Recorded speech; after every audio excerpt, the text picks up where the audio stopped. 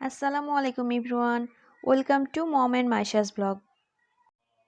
আমি মাইশার মামনি চলে এসেছি আবারও নতুন একটি ভিডিও নিয়ে। আজকে আমি একটি অয়েল তৈরি করে দেখাবো।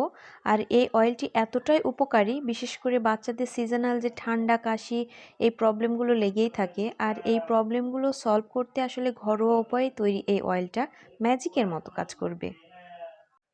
আমি গত একটি ভিডিওতে আমার বাচ্চাকে গোসলের আগে সরিষার তেল লাগাই আর সেটা কি কি উপকরণ দিয়ে বানিয়েছিলাম বলেছিলাম পরবর্তীতে শেয়ার করব।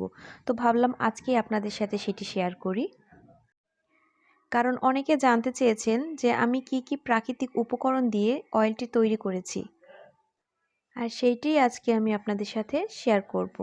তো চলুন মূল ভিডিওতে যাওয়া যাক।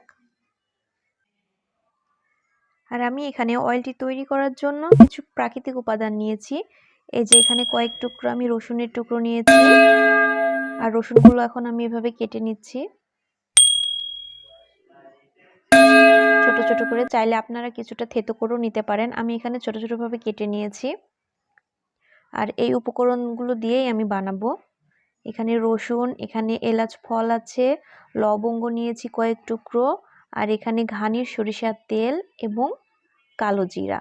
আর আমি এখানে এলাচ ফলটা নিয়েছি কারণ সরিষার তেলের মধ্যে রসুন দিলে অনেকে গন্ধটা সহ্য করতে পারে না, তো সেটাই আসলে ওইটাতে দূর করবে। চাইলে আপনারা এটা স্কিপ করতে পারেন। আর এই ফলগুলোর মুখ আমি এইভাবে ফাটিয়ে নিয়েছি, তাহলে এর ফ্লেভারটা সুন্দর করে তেলের সাথে মিশে যাবে। প্রসেস করার আগে আমি বলে নিই, ভিডিওটি যদি আপনাদের ভালো লাগে তাহলে ফ্রেন্ড অ্যান্ড ফ্যামিলির সাথে বেশি বেশি শেয়ার করবেন।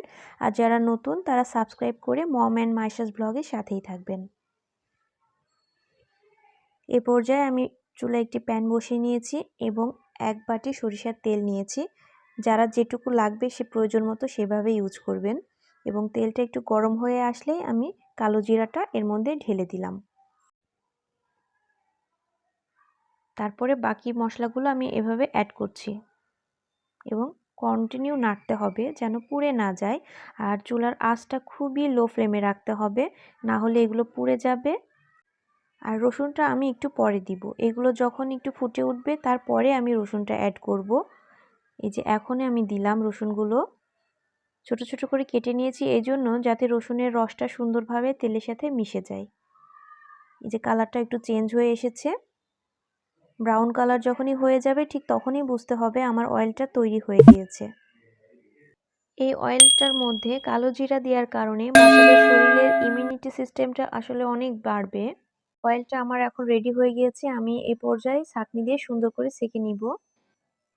রসুনে রয়েছে আলিসিন ও অন্যান্য অর্গানো সালফার উপাদান, যা সংক্রমণকারী ভাইরাস ও ব্যাকটেরিয়া বিনাশ করে।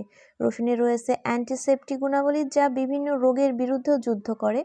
আর লবঙ্গে রয়েছে মিনারেলস, এছাড়াও রয়েছে প্রচুর পরিমাণে ভিটামিন এ এবং সি, যা ত্বকের বিভিন্ন সমস্যার সমাধানে কার্যকরী। আর সর্বোপরি এই অয়েলটি শীতকালে বাচ্চাদের রাতে ঘুমানোর আগে এবং গোসলের আগে ম্যাসাজ করলে বাচ্চাদের ঠান্ডা কম লাগবে এবং যদি লেগেও থাকে সেটা দ্রুত সেরে যাবে। আমি আমার বাচ্চা হওয়ার পর থেকে আমার বাচ্চাকে আমি এইভাবে ইউজ করাই এবং ভালো ফলাফলও পাই, তাই সবার সাথে এটি শেয়ার করলাম। আধুনিক যুগে এটা অনেকে বিশ্বাস করতে চায় না, বাট আয়ুর্বেদিক বলে একটা জিনিস আছে, সেটা অবিশ্বাস করার মতো না।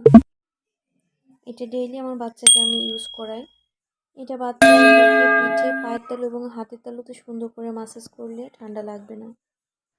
আপনাদের দেখানোর সুবিধার্থে আমি বাটিতে এইভাবে ঢেলে রেখেছি, চাইলে আপনারা বোতলে অনেক দিন স্টোরেজ করে রাখতে পারেন, বাট ইউজ করার আগে হালকা গরম করে নিতে হবে। তো মায়েদের উদ্দেশ্যে একটা কথাই বলবো, বাসায় আপনারা একবার হলেও এটা ট্রাই করে দেখতে পারেন, ভালো ফলাফল পাবেন। সবাইকে অসংখ্য ধন্যবাদ, আমার বাচ্চার জন্য দোয়া করবেন। আল্লাহ হাফেজ।